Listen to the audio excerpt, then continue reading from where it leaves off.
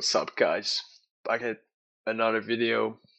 And this is actually going to upset a lot of people because most people have dogmatic beliefs in this community, especially about this right here, BCAAs. Most people have heard that BCAAs are just cope and that they are just protein underdosed and that they won't contribute to any gains whatsoever. However, this is actually quite the opposite. It is one of the best tools you can use to optimize nutrient partitioning post workout.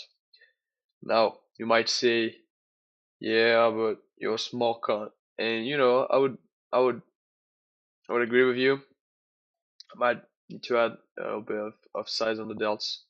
However, do you want to know who doesn't need to add more size on his delts? My coach.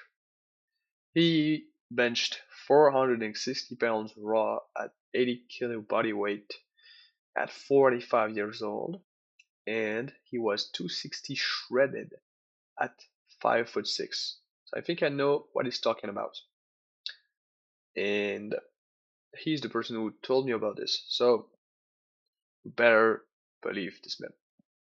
Right, so I've got three main points I wish to present to you guys. So first, um, it's going to be preventing catabolism. So BCAAs are just mainly comprised of the essential amino acid leucine, which doesn't actually increase muscle growth, but it signals catabolism to end through the expression of the mTORC1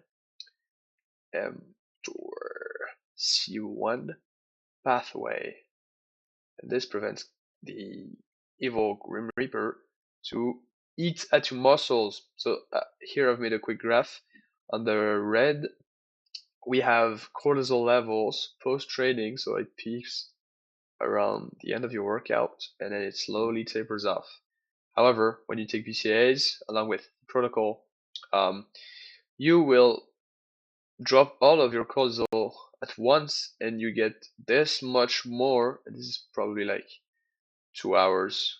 This is going to look very ugly in the end, but okay, this is probably like 2 hours of muscle wasting that you can prevent just by doing the program I'm going to tell you. Now, should we just take BCAAs? No, right? There is another contender, which is applesauce.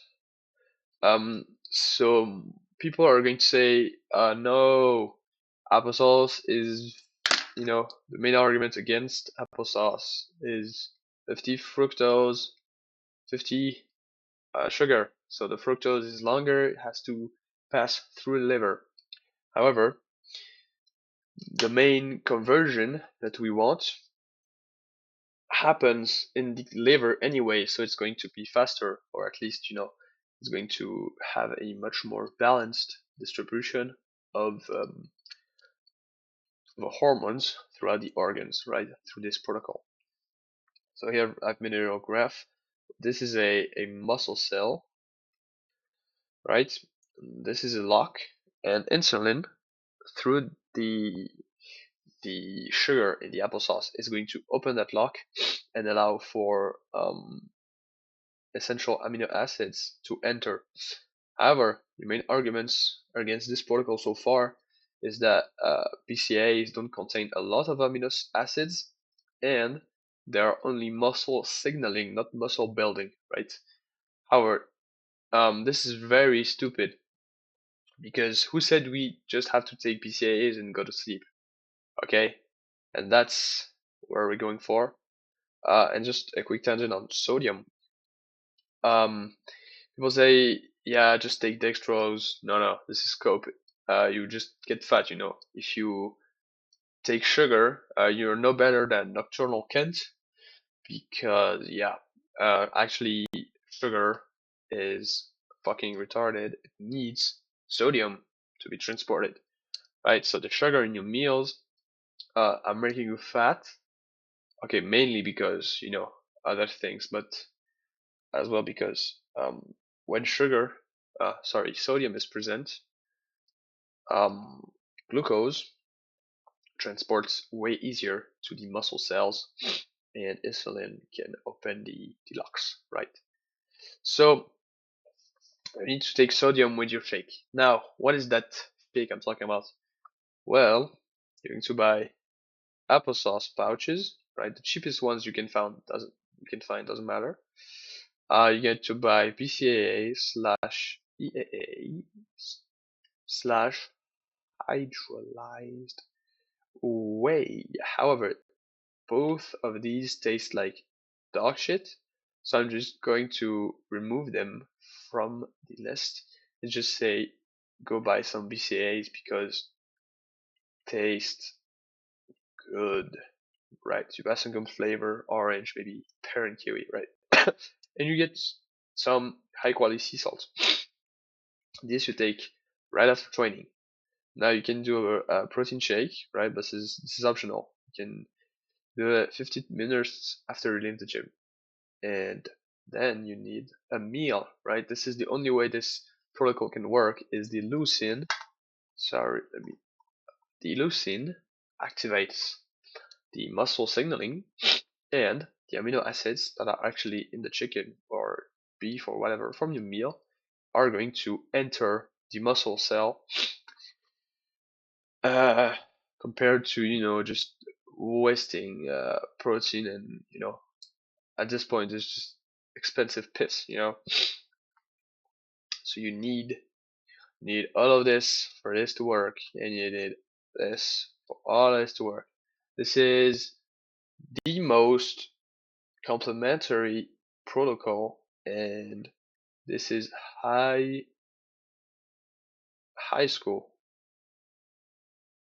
old school verified. So all of the IFBB pros I've gotten to talk with, especially this man, the coach man, have told me this is what of the goats were using at the time.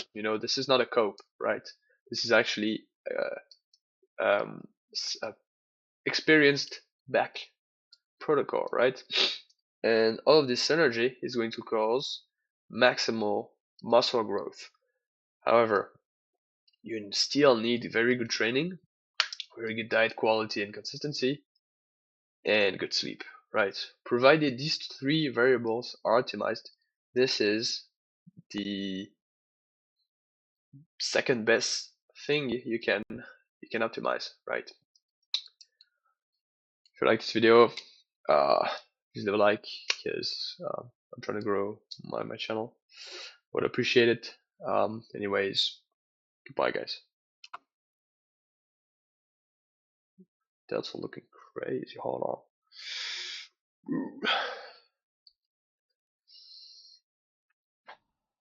Alright. See you guys.